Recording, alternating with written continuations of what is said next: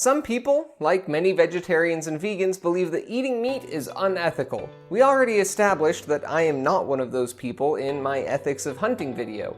In that video, I said that hunting local game is the most ethical way to eat meat that I knew of. But I was wrong. There is a better way. You can become an invasivore. Invasivorism is a fairly new term used to describe people who make a concentrated effort to eat invasive species that cause environmental damage to native plants and animals. Global travel has made invasive species a huge problem, with the estimated damage they cause each year passing $120 billion in the United States alone. Many of them have no natural predators, breed prolifically, and destroy the native ecosystem. One way you can help fix the problem is by eating them, because we're everything's natural predator. You'll have to check your local regulations, but many invasive species can be harvested without a special license and with virtually no limits. Some places will even pay you for hunting them.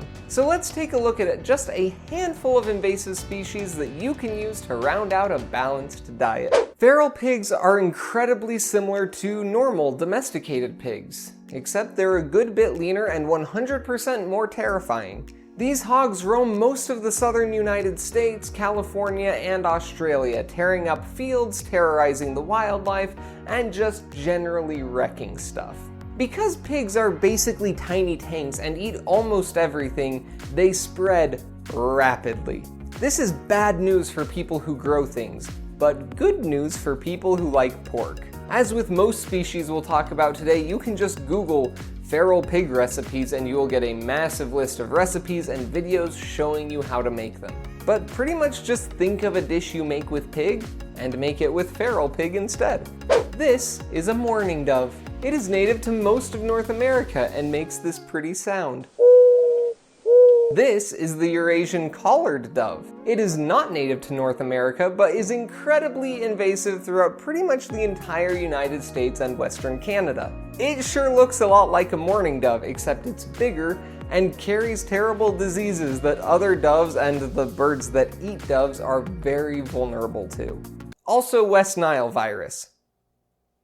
But you won't get that from eating it, just don't rub it on your face. You weirdo. But many states will let you hunt and eat them at will with virtually no regulations whatsoever. So if you're a fan of dark meat, this is a good option. Carp, koi, and goldfish are all secretly the same thing. There are a few different varieties of carp, but they're all pretty much just carp. These fish are one of the most problematic species globally, causing massive ecological damage. They're native to Asia and Europe, but they've spread to almost every corner of the globe, wreaking havoc all along the way. In the United States, carp have a reputation for tasting like mud, so most people refuse to eat them.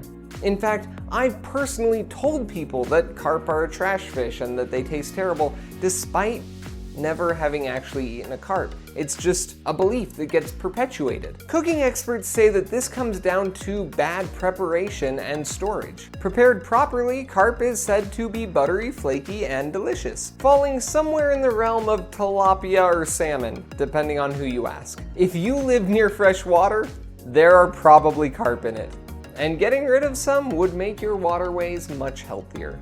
Nutria are a large rodent, sort of like a smaller capybara, that have taken up invasive residence in most of the coastal areas of the United States. Nutria damage native vegetation and crops and destroy the banks of ditches, lakes, and other waterways.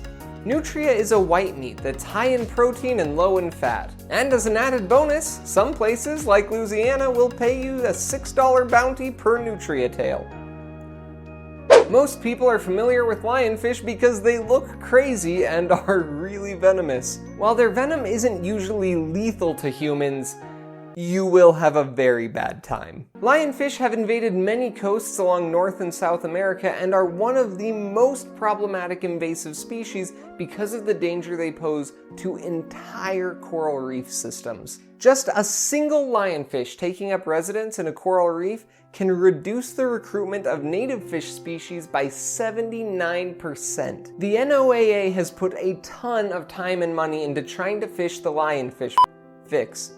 Fix the lionfish problem. And they even have a handy portal where you can learn all about how to help, which I will link in the description. They say lionfish are delicious, but I'm not going to make a lot of recommendations on them because I don't want anyone to do that whole getting venomed thing. So listen to the NOAA portal, not to me on this one. These are just a handful of the many invasive species out there. You can always just search for which ones are most problematic in your area, as well as how delicious they may or may not be. And if you like eating meat but don't want to negatively impact animals, you can rest assured that when you eat these little punks, you're actually helping to save entire ecosystems.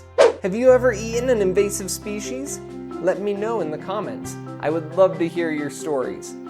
Now get out there and make the world a better place.